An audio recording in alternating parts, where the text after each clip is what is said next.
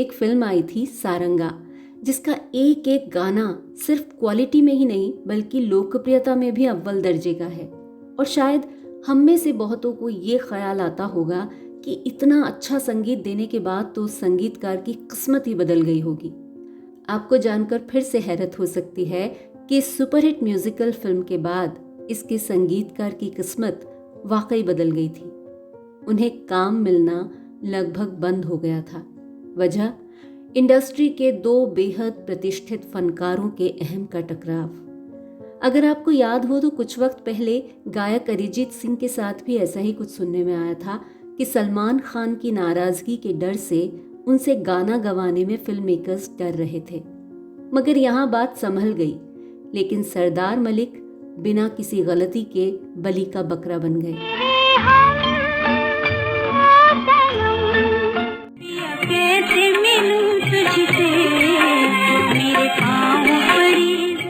गरीबों का दिल हूँ वतन की ज़बान, बहारों से पूछो मेरे प्यार को।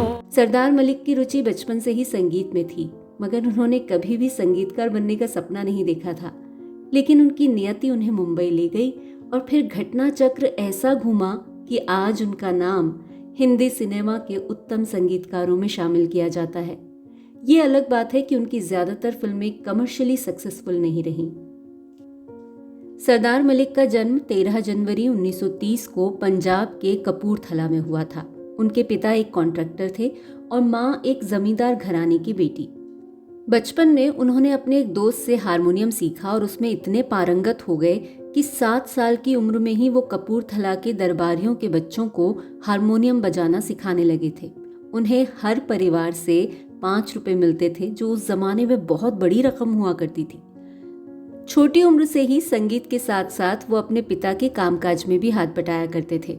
उन्हीं दिनों जब वो अपने पिता के साथ कामकाज के सिलसिले में एक तवायफ के कोठे पर पहुंचे तो वहां उनका गाना सुनकर शास्त्रीय संगीत सीखने की धुन लग गई। उसी तवायफ के घर पर किसी ने उन्हें मदद का वादा किया था और उसी के सहारे वो घर में किसी को बताए बिना लाहौर के लिए निकल पड़े, क्योंकि घर वालों को उनका ये शौक बिल्कुल पसंद नहीं था। लेकिन तमाम मुश्किलें झेलते हुए जब वो लाहौर पहुंचे तो उन साहब ने सरदार मलिक को भगा दिया और वो उल्टे पैरों मायूस होकर घर लौट आए।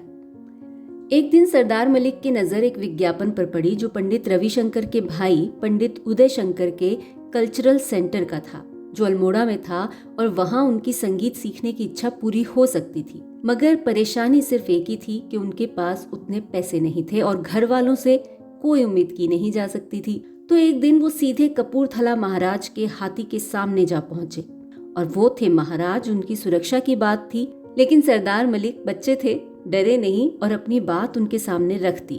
और फिर महाराज के पीए ने भी उनकी मदद की, क्योंकि उनकी बेटी सरदार मलिक से संगीत सीखती थी। और फिर हुआ ये कि महाराज ने उनके पूरे खर्च की जिम्मेदारी उठाई और वो पहुंच गए अल्मोड़ा पंडित उदय शंकर के कल्चरल सेंटर में। अल्मोड़ा के सेंटर में उनके साथियों में गुरुदत्त, मोहन सहगल के अलावा भी कई जाने माने नाम थे। वहां सरदार मलिक ने पंडित उदय शंकर से बैले, गुरु शंकर नंबूदरी से कथकली, पिल्लई गुरुजी से भरतनाट्यम और अमोबी सिंह से मणिपुरी नृत्य भी सीखा। संगीत सीखा विष्णु शिराली से, और उनका कहना था कि उन्होंने अलाउद्दीन खान साहब को सुन सुनकर भी बहुत कुछ सीखा। कवि सुमित्रा नंदन पंत भी हफ्ते में एक दिन सेंटर आते थे और कविता का अर्थ समझाते थे।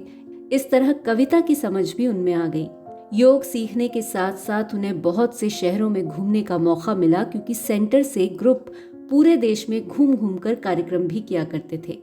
ऐसे ही एक कार्यक्रम के लिए जब उनका ग्रुप मुंबई पहुंचा तो उनका गाना सुनकर कई फिल्मी हस्तियां प्रभावित हुईं, मगर उस वक्त तक वो सेंटर के कार्यक्रमों में बहुत व्यस्त थे। पर शायद नियति उन्हें बम्बई लाना ही चाहती थी, क्योंकि आर्थिक तंगी की वजह से सेंटर बंद हो गया और सरदार मलिक और मोहन सहगल ने यह तय किया कि वो दोनों मुंबई फिल्म इंडस्ट्री के सबसे बड़े डांस डायरेक्टर बनेंगे और नए नए प्रयोग करेंगे। उस वक्त सरदार मलिक की उम्र थी कोई 15-16 साल, इसीलिए सपनों की उड़ान बहुत ऊंची थी। लेकिन एक घटना ने सब कुछ बदल दिया। मुंबई पहुंचे तो उन्हें महेश भट्ट के पिता नाना भाई भट्ट की फिल्म 40 करोड़ मिली। उस फिल्म के लिए इन दोनों ने एक कॉम्पोजिशन बनाई कठपुतली डांस की, जो उस वक्त बहुत चर्चा में रही और उन दोनों के पास बहुत सी फिल्मों के ऑफर्स आने लगे। लगा कि अब तो आसमान छू ही लेंगे, लेकिन उन्हीं दिनों एक वाकया हुआ जिसमें फिल्म क्रू के किसी मेंबर ने फिल्म में डांस करने वाली किसी लड़की से शरारत कर दी थी। वो लड़की किसी बड़े खानदान से थी और फिर हुआ ये कि उसकी जिम्मेदारी बिना कुछ किए इन दोनों पर आ गई और दोनों ने तय कर लिया कि वो डांस डायरेक्शन छोड़ देंगे। इसके बाद मोहन सहगल फिल्म निर्देशन में चले गए और सरदार मलिक संगीत की दुनिया में आ गए। जिन दिनों सरदार मलिक ग्रुप के साथ मुंबई आए थे, उन्हें रमेश सहगल ने अपनी फिल्म रेणुका में संगीत देने का प्रस्ताव दिया था, मगर उस वक्त कार्यक्रमों में व्यस्त रहने के कारण सरदार मलिक ने उस ऑफर को ठुकरा दिया था। मगर शायद रेणुका में संगीत उन्हें ही देना था, तो जब उन्होंने संगीतकार बनने का निश्चय किया तो रमेश सहगल ने तुरंत उन्हें बतौर संगीतकार साइन कर लिया। रेणुका फिल्म 1947 में आई थी, जिसमें उन्होंने कुछ गाने भी गाए थे। उसके बाद भी उन्होंने अपनी कुछ फिल्मों में गाने गाए, मगर मोहम्मद रफ़ी की आवाज़ सुनकर उन्होंने खुद को पूरी तरह से संगीत में ही डुबो लिया। शुरुआती कुछ फिल्मों के बाद जिस फिल्म ने उन्हें बतौर संगीतकार सफलता दिलाई वो थी ठोकर। उसमें मजाज की लिखी नज्म, जिसे तलत महमूद ने आवाज़ दी थी, बहुत मशहूर हुई। ए गमे दिल क्या करूं ए वहशते। सरदार मलिक को शायर का संगीतकार कहा जाता था क्योंकि वो अच्छी शायरी को तवज्जो देते थे और उन बोलों पर संगीत को बिठाते थे। पर उन दिनों हुआ ऐसा कि हर साल उनकी एक ही फिल्म आ पाई, लेकिन जब सारंगा आई तो उसने लोकप्रियता के सारे रिकॉर्ड तोड़ दिए। उस फिल्म के लिए उन्होंने 14 गाने रिकॉर्ड किए थे और एक आध गाने को छोड़कर शायद सारे ही हिट थे, जो एक संगीतकार के उज्जवल भविष्य की ओर इशारा करते हैं। सारंगा तेरी याद में दीवाना हूँ मैं, गम का मारा हुआ। सारंगा के अलावा सरदार मलिक ने ठोकर, चोर बाजार, आबे हयात, चमक चांदनी, माँ के आंसू, मेरा घर मेरे बच्चे, सुपरमैन, मदन मंजरी, पिक पॉकेट, बचपन, महारानी पद्मिनी, रूप सुंदरी जैसी फिल्मों में संगीत दिया। मेरा दिल मेरी जान चाहे ले ले, चाहे ले ले, हमसे नादानी तेरी। सारंगा के बाद उन्हें कुछ बड़ी फिल्में मिली भी, मगर एक घटना ने उनकी उस खुशी को भी दुख में बदल दिया। एक गाने की रिकॉर्डिंग के दौरान गायिका लता मंगेशकर ने गीतकार साहिर लुधियानवी से एक शब्द बदलने को कहा और साहिर लुधियानवी ने शब्द बदलने की बजाय एक ताना मारा कि ये पढ़े लिखों का काम है। इस बात पर लता मंगेशकर रिकॉर्डिंग छोड़कर चली गईं। लता मंगेशकर और साहिर लुधियानवी दोनों का ही उस वक्त तक फिल्म इंडस्ट्री में एक रुतबा बन चुका था। लता मंगेशकर साहिर लुधियानवी से तो नाराज थी ही, पर उन्हें ज्यादा नाराजगी इस बात से थी कि सरदार मलिक ने साहिर से कुछ क्यों नहीं कहा। एक विवाद की वजह से सरदार मलिक को डांस डायरेक्शन छोड़ना पड़ा था और दूसरे विवाद की वजह से उनका फ्यूचर तबाह हो गया, और ये दोनों ही विवाद ऐसे थे जिनमें उनकी कोई गलती थी ही नहीं। इस पूरे झगड़े में ना तो रिकॉर्डिंग अधूरा छोड़कर गई लता मंगेशकर का कुछ बिगड़ा और ना ही ताना मारने वाले साहिर लुधियानवी का, पर इन दो पार्टों के बीच में सरदार मलिक पिस कर रह गए। इंडस्ट्री के लोगों ने उनसे किनारा कर लिया क्योंकि कोई भी लता जी को नाराज करने का रिस्क नहीं लेना चाहता था।